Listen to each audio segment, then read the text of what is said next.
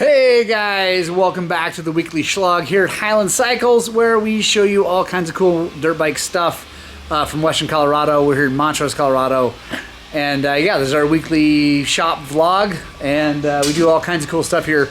Mr. Sheets is working on one of my least favorite motorcycles of all time, the 2005, is that what it is? Yeah. 2005 RMZ 450. Boo! If you know much about them, you know that they suck. No offense to the owner of this. He's just trying to sell it. Any axle grease?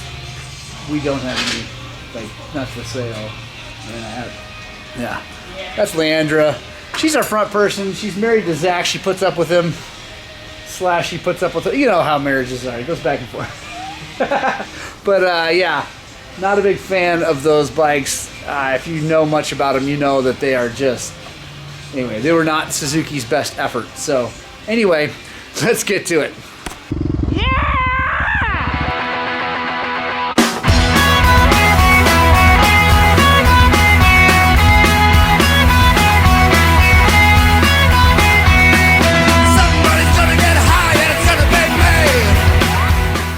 So, it has been a long time coming. I have been super busy, lots of things going on. It's finally wintertime, it's starting to slow down. Leandra is asking me more questions. Can Noah get a little bit in a little baggie? Oh yeah, for sure. Yeah. Yes. Mr. Vogenthaler. Yeah.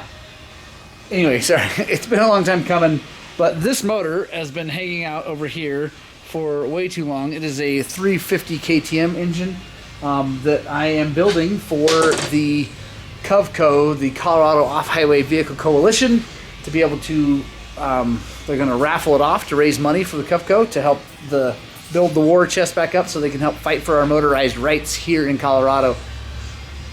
It took forever to get parts, and then it got just crazy busy at the shop, and I just haven't been having a chance to do it, so it's all here. All I'm really doing is a top end.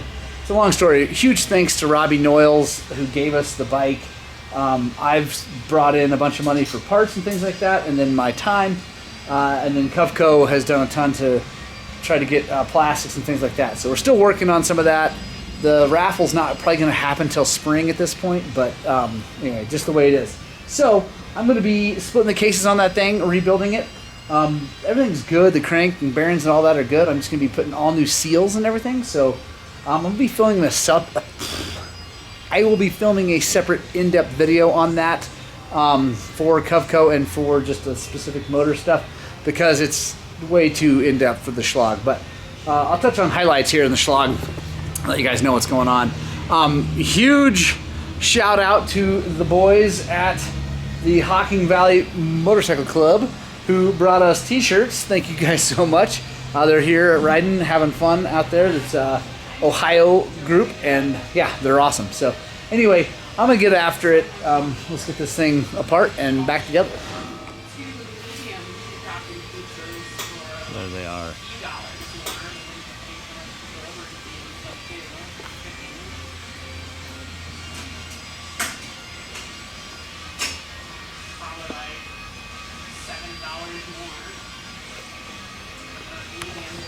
The Sheets are trying to decide on pizza. And it's getting heated.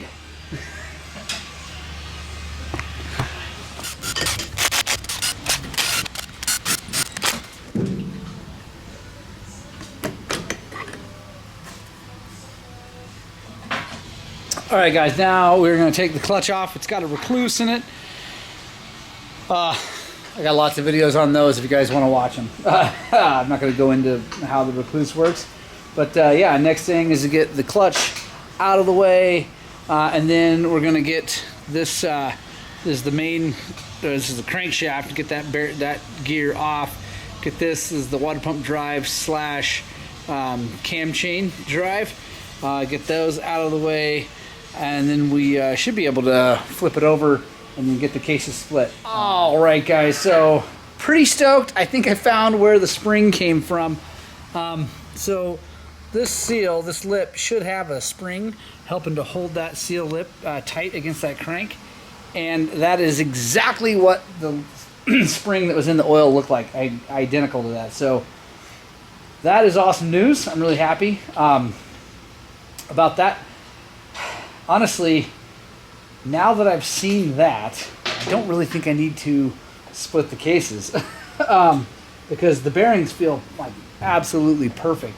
And if that's the case, I can replace this seal from the outside, I believe. I'm going to check into that. I guess, you know what? Why not? We'll go ahead and split the cases anyway. That'll make that seal a lot easier to replace. And then, yeah, we'll go from there. But that's cool. Good to see. Good to find out where it came from. That really does make a big difference in my head. Like, so now I'm not like wondering what we should be, you know, looking for, or what we're missing.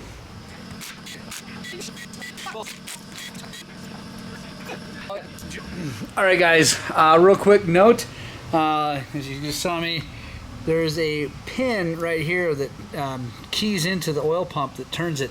You got to get that out before you split the case. All right, guys. So I have an awesome story and validation for taking this thing apart. So let me show you what I found. So down in here, this was sitting with this. Focus. There you go. Which is the spring. It's another piece of the spring that was found when the guy took the drain bolt out. So I pulled this out because that clearly doesn't go there at all. And I was like, oh. So I looked at it. It looks a little bit like it's got a tiny bit of like distress on it. It's not perfectly flat. It's really close. But anyway, I'm like, so you guys just watched me take this thing apart. There's nothing else missing. I've measured all these. It doesn't go on any thing. So I started going through page by page on the KTM microfiche, like literally page by page, and looking for a washer that looked kind of like this and then matched these measurements. And I found it. And here's the thing. It goes on the end of the kickstart shaft, which is interesting because this I had not removed until I found that this should be there and looked it up online. But it goes right there, goes into the case here. But that thing was misplaced and not where it's supposed to be. And if I had put this whole thing together, most likely that would have caused a massive problem. So that is crazy. I never would have thought that that would be there. So anyway, all right, guys, we got the bottom end all together, ready to rock and roll. Now it's time to get the top end ready. Like on all my bikes, I like to get the piston over here and put the first clip in over here on the bench where I can control it, make sure it doesn't go flying anywhere. Then I take it over, put it on the rod. So start with that. Now, once you get this on there she is, all pretty and happy. You want to make sure you can roll the thing up and down without any kind of hesitation or any scratching or anything like that, because you'd rather catch it now. If you did get a ring bent or something like that, you'd rather catch it right now than when you get it in the motor and you gotta fire it up and then, yeah, it's a pain. So, puppers, do you want to get some treats? Alright. Oh, I don't have any treats, sorry. I know. How was your pizza? It's delicious. Nice. Alright. Alright, guys, got everything ready to rock and roll. Heads all not really rebuilt. I just put new seals in it. Everything, the valves are in perfect shape.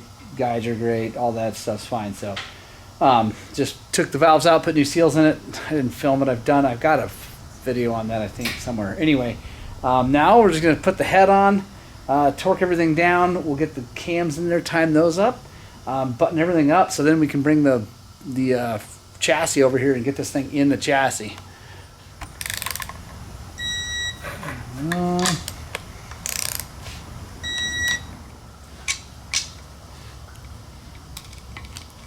Okay, now there's two O-rings that you got to replace if you just don't want to have any problems. They're right in here. There's one here.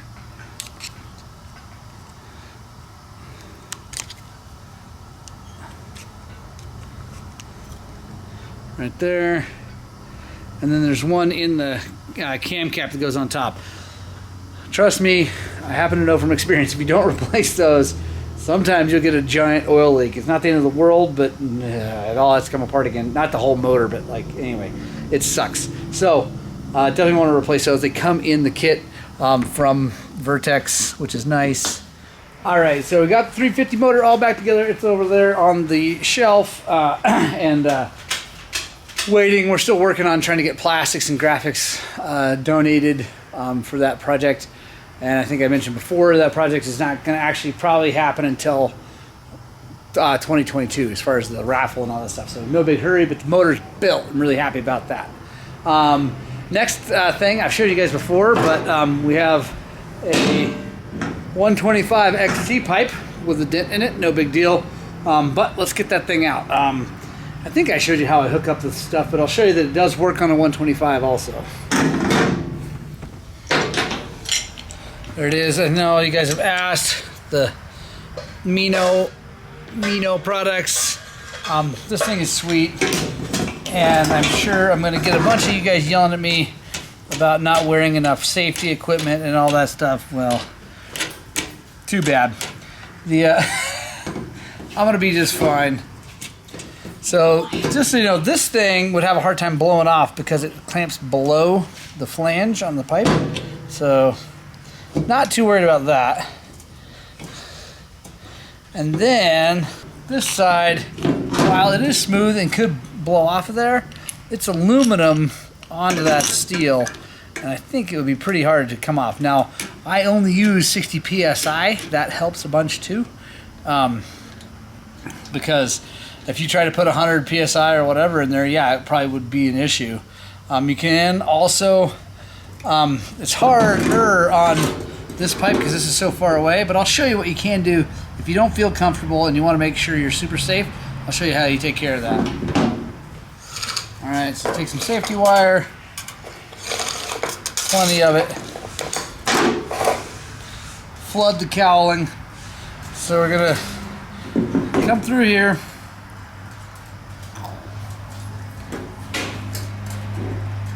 Then we're gonna come up around here.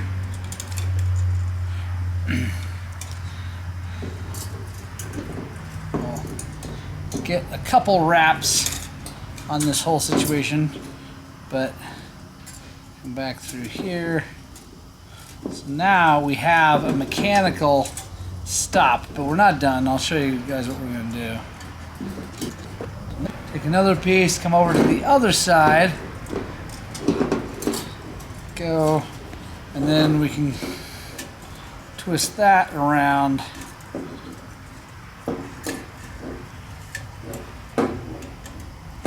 And no, this isn't pretty like an aircraft mechanic would do, but it's also no big deal.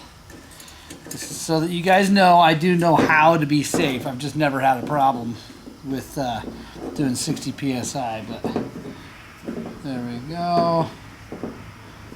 Tighten that down. So those are nice and tight. All right, now, the other thing is we don't want to aim this at anyone unless, of course, we want to hit them with something. And in some of the other videos I've shown, it looks like people are in the way, but they're really not. So all of you Karens out there, you keep yelling at me for being safe, settle down. And then we put our gauge.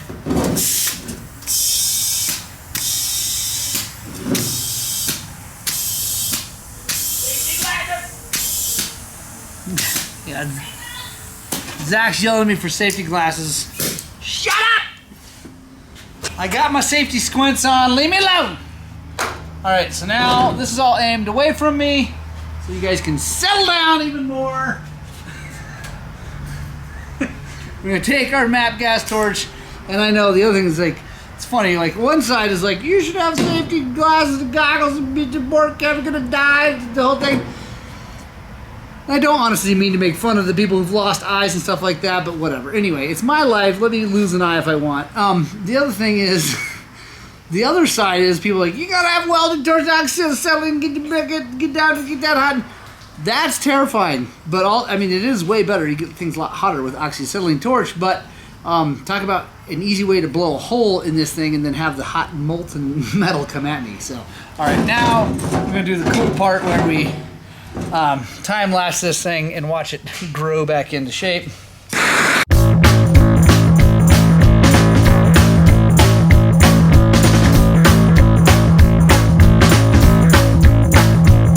got a girl, and she is so...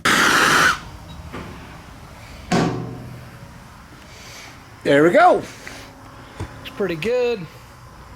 It's not perfect, obviously. It's really tough when they're on the weld like that because the weld is thicker, and when it bends, it's harder to get to pop back out.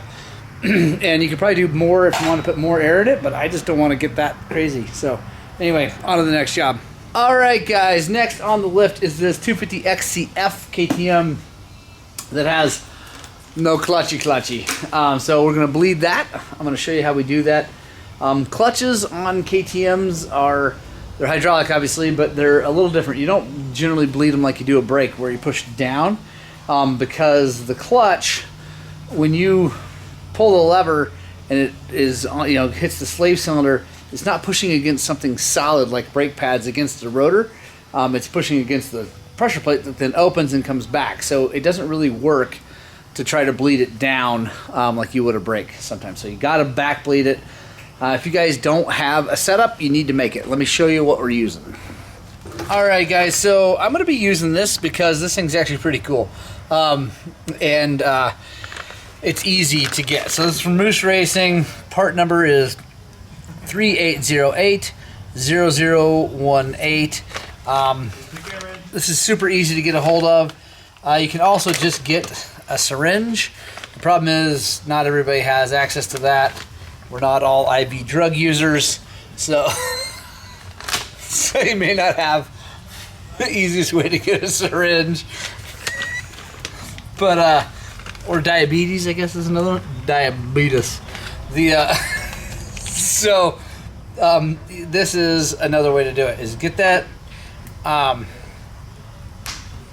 this is for, I think it's actually for bleeding a clutch. You put this in as the, in the slave cylinder, but I'm going to show you a different way to do it. This works really well, but then you got to pull it out. Anyway, whatever, it's a nightmare. So, do is take our syringe, and we're going to screw that in. This is the Brembo style, so it uses brake fluid, so we don't have to go get our Magura blood. So take some of this. Is my favorite brake fluid, Motul RBF 600. It's got a really high boiling point, and it's really good stuff. Check that in there. We'll suck some fluid up. All right, now we're going to come over here, and we're going to hook it onto the bleeder here. All right, so now I know you guys can't see it, but I'm going to crack that up, and I'm going to force fluid through, and we're going to see if we get some bubbles out of here. All right, that's open. There we go. Oh, there's the bubbles. Just what we wanted to see. Now we'll close it. See if we, oh, there we go. Now we got feel back in the clutch. So that's good. All right, so now that we have feel back in the clutch, we can bleed it like normal. It's just when you've got nothing, it won't ever, I shouldn't say ever, but it's really hard to get any feel back in the clutch. But now we have feel. Now we want to bleed this fluid through and get all new fluid in there, and then we should be good to go.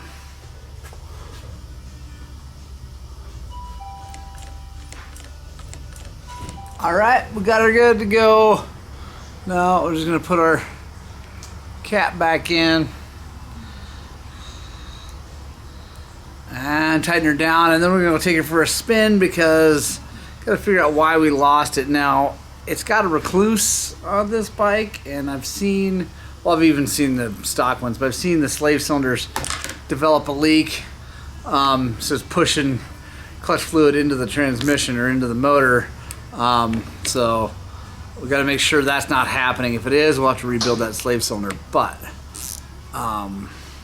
sometimes it's just the clutch wears, and as the clutch wears, it shrinks and takes up more room, and you just get air in it, just like a brake. So no big deal. All right, I'm gonna take it for a spin, and we'll check back in. Oh, guys, thank you so much for joining me. I hope you liked this week's Shlog. If you did, please give us a thumbs up and maybe subscribe if you haven't. Let your friends know about this show. we're trying our best to spread the gospel of two wheels and really get the information out so you guys can keep riding and not have to spend so much money because this is an expensive sport and we just want people out on the dirt bikes. So anyway, I love you. I hope you get out and spread the gospel of two wheels, and I desperately hope that what we're doing here at Highland Cycles is inspiring you to work on and get out and ride your dirt bikes.